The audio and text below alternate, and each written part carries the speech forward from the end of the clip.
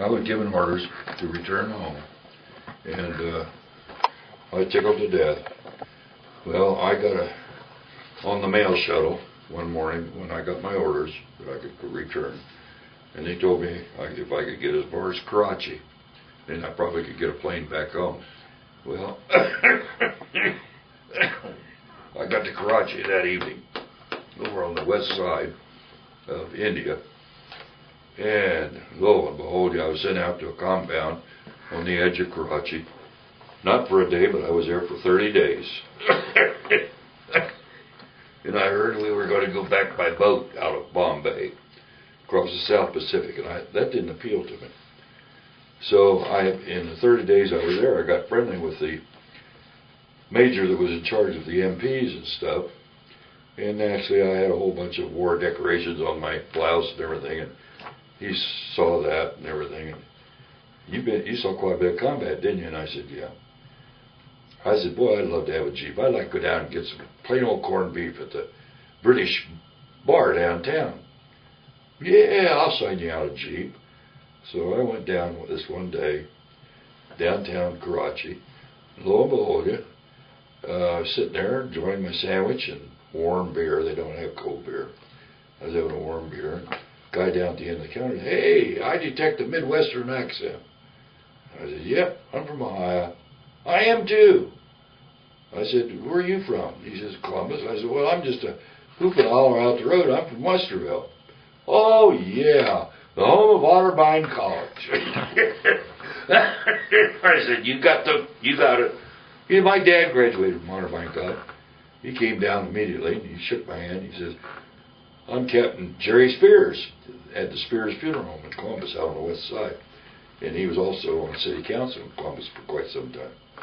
Jerry said, you got your going home orders? And I said, yeah, I got my going home order. I said, if I just knew somebody that knew somebody that we could get a plane, we'd probably take a war worry back. And I flew one over, I said, but it was a new plane. Oh, he says, boy, if I had transportation, I think I could fix you up. I said, what do you mean?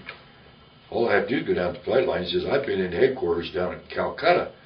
I know most all the brass up here. I says, you do? And he says, yeah. Well, boy, let me tell you, 2 hours later, we had a plane. We went down to the flight line. We got an old War Worry C-54 to fly home. In fact, I had to go get a manual to fly the damn thing, because it's a little different than the ones that I've been flying. Here's the actual manual I had right here. Wow. Charlie 54 right there.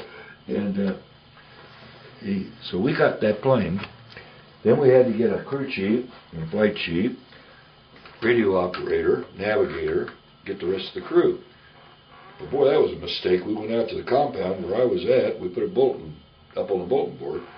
We were just about mobbed with about 40 or 50 guys wanting to be. We had 40 or 50 crew chiefs that wanted to sign up. We had that many radio operators, that many guys wanted to go home. So finally we got this one old geezer. It was a pretty darn good guy. I can tell he was a good mechanic. And he'd been crewing C-54s out of Calcutta. And I said, I think you're our man. So we got him, and we took him down and showed him the plane. He said, we're going to fly this derelict back? And I said, yep, that's what we're going to do. Oh, it needs everything. Gas tanks are leaking. And we got hydraulic lines are leaking. You can't keep pressure up in the system anywhere. Well, can you patch it up? Well, he said, if I had the right kind of a flight chief and assistant help, I said, we'll sign you up more guys. So we got some more guys that were working on 54s before. And he said, well, maybe we can have her ready by in the morning. So they worked all night long on that. Next morning come along, well, we figured they'd just turn the plane loose to us to let it come back. It was coming back for 4 engine changes. It was to be flown to Birmingham, Alabama for engine changes. It was worn out, the plane worn out. So we took off, and I got about halfway across the Persian Gulf, up close to what we call the Emirates now. Oh, good Chief, come on. He says, is there any place around here you could put this thing on the ground? I said, what's the matter, Sarge? He said, we're just like you're pouring the damn fuel out of that wing, out that right wing. He said, we're laying a mist a mile long of fuel coming out of that wing. I said, well, okay, we'll put it down. There's a British base, a fighter base up here. We'll land at that. So we did. We had this British guy come out. Oh, he said, that's no problem, Captain. Let me go get the bucket. And he went and got a bucket of tar and a mop. They mopped the underside of that plane like it took about 15, 20 minutes, and that soaked through, and it started leaking again. But we got it airborne, and we did get it as far as Painfield, Cairo. They took the plane away from us. They said, that plane isn't safe to come back across the Atlantic in. You can't fly that plane back. We're just going to class 26 it right here. It's going to be scrap. And I said, oh, we're stuck now. No plane, no transportation, no orders. Everything was for that plane to get it back to the state. Jerry says, why don't you take everybody that we had with us?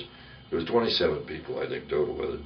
Up and get them billeted, and I'll see what we can do about the paperwork for the plane. So he was going to stay at the flight line and get paperwork. So I took the enlisted men to their quarters. I took the officers over to the BOQ. And just as I got to BOQ, they said, are you Captain Arn? I said, yeah, I'm Captain Arn. Why? Well, there's a Captain Spears calling from the flight line. Wants to get in touch with you right away. I called. Jerry said, go round everybody up again. Come down here and see what I got. I said, I don't believe it, Jerry. What you got? I got a brand new plane. Just came in from the States.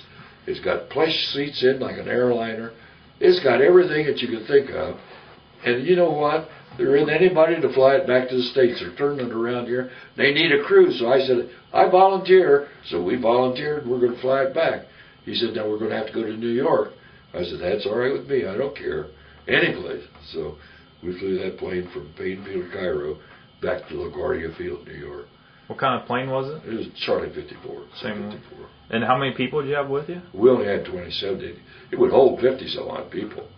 But we only had 27 with us that were signed out. These are all people who were... We're going back home on return. I mean, but they kind of had to find their own way home? More or less, the government was letting them find their own way home. Really? Huh. And so, whichever way you could get back best, you go ahead.